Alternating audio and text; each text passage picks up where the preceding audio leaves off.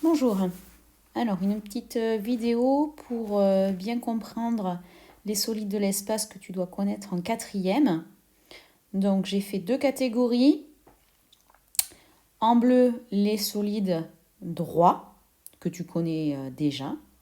Et en rose, les solides pointus que tu as découvert à travers les vidéos que j'avais proposées.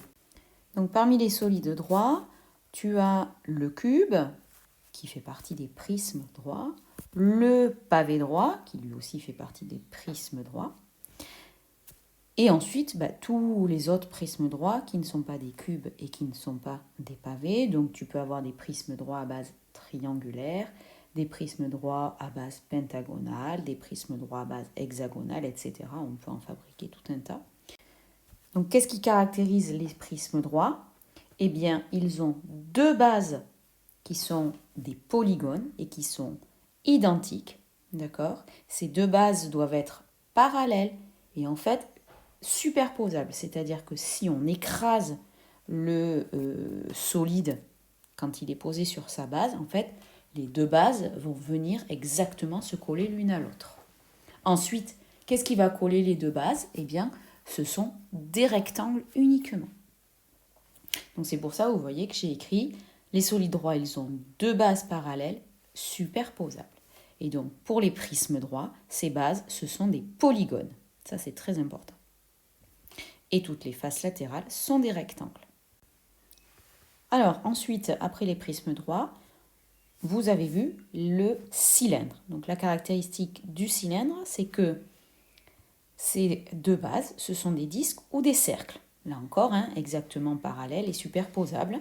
Donc pourquoi disque ou cercle? Parce que ça dépend si le cylindre il est rempli ou pas. S'il est rempli, les deux bases, ce sont des disques. S'il est vide, le cylindre, les deux bases, ce sont uniquement le tour du disque, c'est-à-dire les cercles. Et donc il n'y a pas de face latérale. On est bien d'accord sur un cylindre. Un cylindre, c'est ce qui fait le tour du cylindre. Ce n'est pas quelque chose qui est plat. Vous ne pouvez pas poser la main dessus, à plat. D'accord?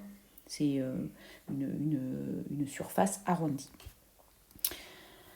Comment on va calculer le volume de ces solides droits? Eh bien, tout simplement, on va calculer l'aire de la base et on va multiplier par la hauteur donc, du solide.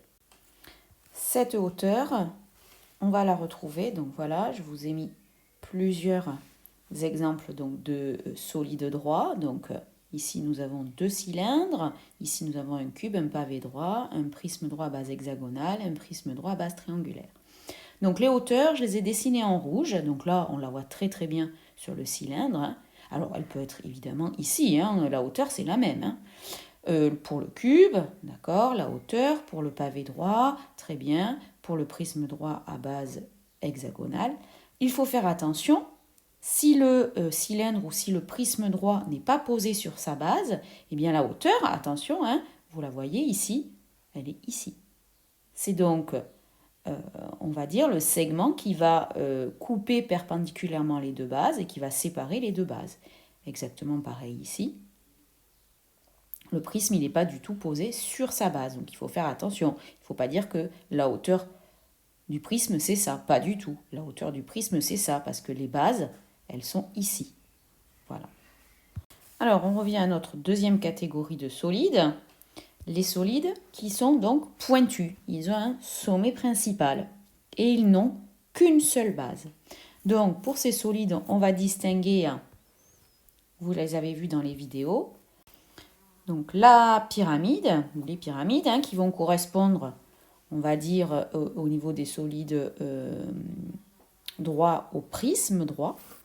C'est-à-dire qu'elle va avoir une base qui est un polygone, et cette fois, toutes ces faces latérales qui sont sur les côtés, ce seront des triangles, puisqu'en fait, il faut aller rejoindre le sommet principal. Donc voilà un exemple de pyramide, où la base, alors là, elle est posée sur sa base. La base a l'air d'avoir une forme carrée, rectangulaire, on ne sait pas trop. Et ici, vous en avez une autre pyramide où la base, donc là, est un pentagone, 5 côtés. D'accord. Ensuite, vous avez les cônes. Donc les cônes, ils vont correspondre finalement au cylindre. Une seule base qui va être le disque ou le cercle, d'accord? Et là encore, évidemment, pas de face latérale. On va rejoindre le sommet principal en faisant c'est une surface qui est voilà, qui est pas à plat. On ne peut pas mettre la main à plat dessus. Alors, comment on va calculer donc le volume de ces solides-là? Vous l'avez vu dans la vidéo, hein, si vous avez bien regardé les vidéos que je vous ai proposées, même si elles étaient en anglais. Donc, qu'est-ce qu'on a fait? On avait pris une pyramide à base carrée et un cube qui avait exactement, finalement, la même longueur de côté. D'accord? Le cube, la face du cube avait exactement la même longueur que la base, le côté de la base de la pyramide. Et on avait fait exactement pareil pour le cône. Le cône avait comme base un cercle de même rayon que le cylindre qui était proposé. Et qu'est-ce qu'on a fait? Eh bien, on a rempli, vous avez vu la vidéo, on a rempli 3 fois la pyramide pour la verser dans le cube et on a rempli 3 fois le cône pour la verser dans le cylindre. Et on est arrivé exactement au même volume.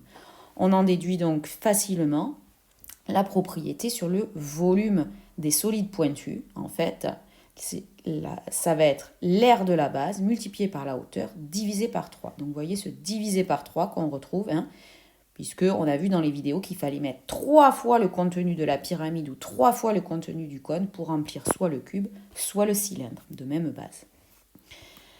Donc,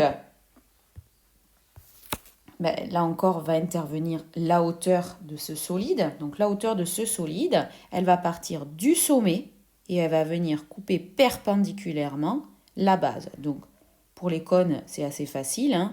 C'est le segment qui relie le sommet principal au centre de la base, qui est un disque. Pour les pyramides, ce sera peut-être plus compliqué suivant la forme de la pyramide. Donc les énoncés vous guideront.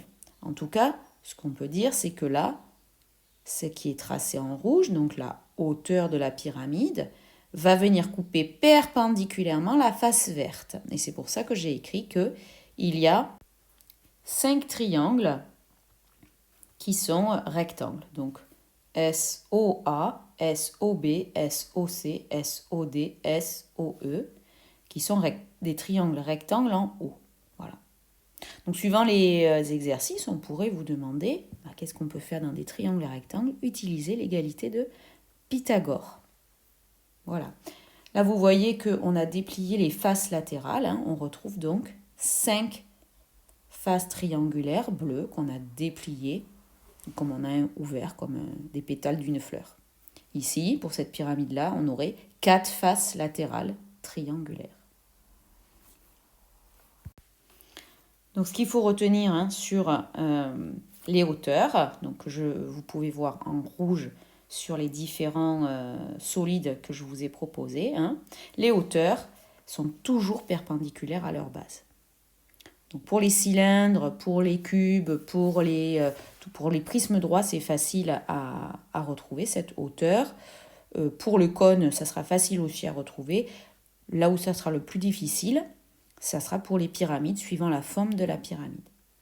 Voilà, le cours, tout ce que vous avez à retenir est là, hein, dans cette fiche. Donc, j'espère que vous pouvez l'imprimer. Sinon, vous en recopiez dans votre cahier de leçons les principaux éléments. D'accord, vous ne pourrez pas faire tous les petits dessins des exemples, mais au moins, vous pouvez récupérer tout ce que j'ai écrit d'important. Allez, à bientôt!